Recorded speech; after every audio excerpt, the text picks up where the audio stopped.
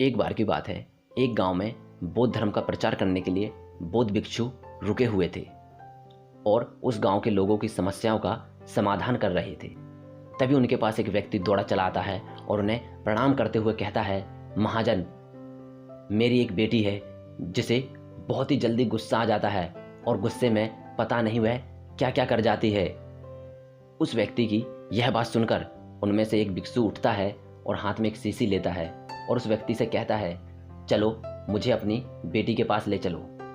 वह उस व्यक्ति के घर पहुंचते हैं और उसकी बेटी के पास जाते हैं और अपने झोले में से एक छोटी सी कांच की शीशी निकालते हुए उस लड़की को कहते हैं कि बेटा, जब भी तुम्हें गुस्सा आए तो इसमें से थोड़ी सी दवाई अपने मुंह में डाल लेना और इस शीशी को अपने दांतों से दबाए रहना जब तक कि आपका गुस्सा शांत ना हो जाए।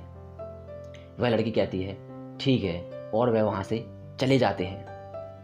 वह लड़की ऐसा ही करती है। जब जब उसे गुस्सा आता वह शीशी अपने दांतों से दबा लेती जब तक कि उसका गुस्सा शांत नहीं हो जाता था। अब उस लड़की का गुस्सा बिल्कुल शांत हो गया था। तो वह लड़की और उसके पिता उन्हीं बौद्ध भिक्षुओं के पास जाते हैं और पूछते हैं कि महाजन, आपने इसे कौन सी दवाई मिलाई थी कि इसका गुस्सा बिल्कुल शांत हो गया।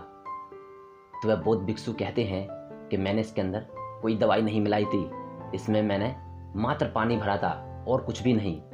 और जब इस लड़की को गुस्सा आता था तो यह अपने दांतों तले ये शीशी दबा लेती थी, जिसकी वजह से यह कुछ बोल नहीं पाती थी।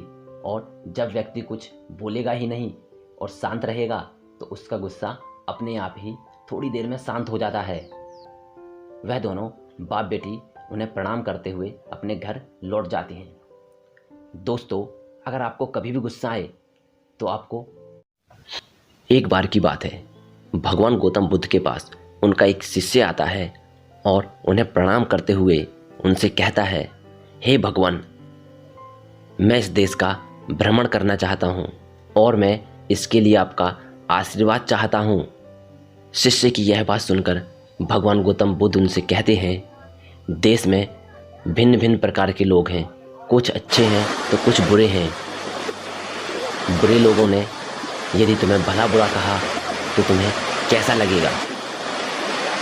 शिष्य कहता है, मुझे बहुत अच्छा लगेगा कि उन्होंने मुझे भला बुरा ही कहा, मेरे ऊपर कीचड़ या धूल नहीं फेंकी। गौतम बुद्ध फिर बोलते हैं, यदि कुछ ने तुम्हारे ऊपर धूल फेंकी और कुछों ने चांटे मारे तो फिर तुम क्या करोगे?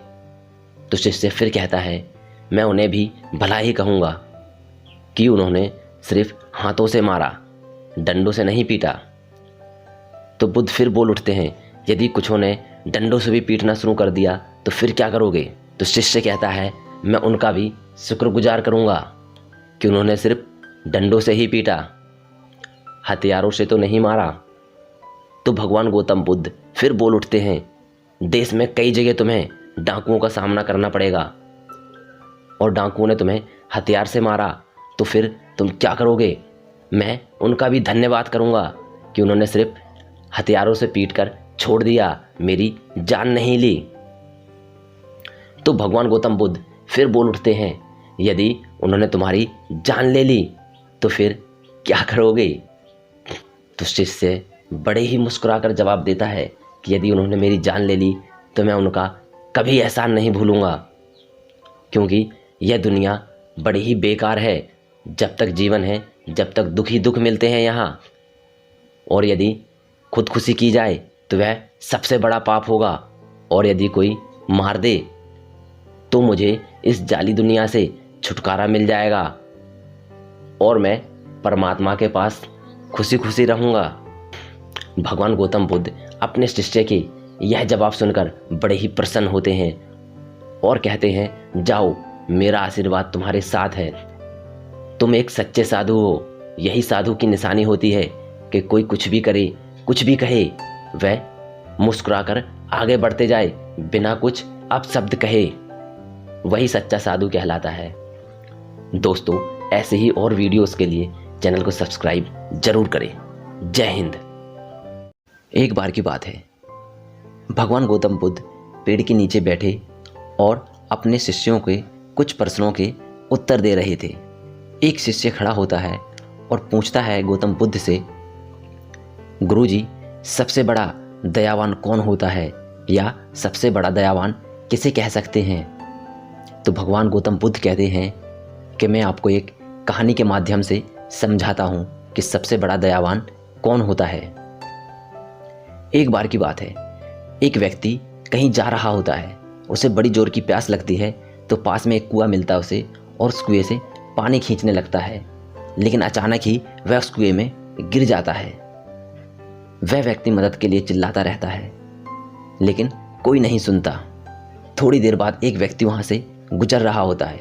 वह उसकी आवाज़ सुनकर कुएं के पास आता है और देखता है कि कुएं के अंदर एक व्यक्ति डूब रहा है।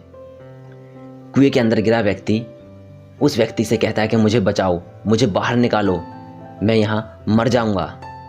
तो उसकी बात सुनकर वह व्यक्ति कहता है, मैं एक समाज सेवी हूँ और मैं उस सरपंच पर केस करूँगा जिसने बिना दीवार के यह कुआं बनवाया है। और वह व्यक्ति वहाँ से चला जाता है। थोड़ी देर बाद वहाँ से एक साधु गुजरता है। वह साधु उस व्यक्ति की आवाज़ सुनकर कुएं के पास आता है और देखता है कि उसके अंदर एक व्यक्ति डूब रहा है। वह व्यक्ति उस साधु से भी यही कहता है कि मुझे कुएं से बाहर निकालो, वरना मैं यहाँ मर जाऊँगा। वह साधु कहता है, मैंने कर्म छोड़ दिए हैं और जो तुम भुगत रहे हो यह तुम्हारे किए का फल है, या तुमने पिछले जन्म में कोई कुकर्म किए होंगे जिसका बदला तुम्हें इस जन्म में मिल रहा है। और वह साधु भी वहाँ से चला जाता है। कुछ ही समय बीता था कि एक किसान को बड़ी जोर की प्यास लगी होती है। वह उस कुएं के पास आता है और जैसे ही बाल्टी कुएं के अंदर डालता है तो वह देखता है कि एक व्यक्ति उसके अंदर डूब रहा है। वह मदद के लिए चिल्ला रहा है। तो किसान कहता है, ठीक है, मैं तुम्हें बाहर निकालने की कोशिश करता हूँ, लेकिन यह रस्सी बहुत पतली है, मैं कोई और उपाय करता हूँ। तो वह अपनी धोती निकालता है और उस रस्सी के साथ लपेटकर कुएं में लटका देता है। जो व्यक्ति कुएं के अंदर होता है उस रस्सी को कसकर पकड़ लेता है और धीमे धीमे ऊपर चढ़ता आता है। और जैसे ही वह व्यक्ति बाहर निकल आता है तो उस किसान के चरणों में गिर जाता है। वह व्यक्ति किसान से कहता है कि आप मेरे लिए भगवान समान हो, आपने मेरी जान बचाई है, मैं आपका यह एहसान जिंदगी भर नहीं भूल सकता। कहानी खत्म होती है और भगवान गौतम बुद्ध कहते हैं अपने शिष्यों से कि सच्चा दयावान वही होता है जो निस्वार्थ दूसरों की मदद करता है।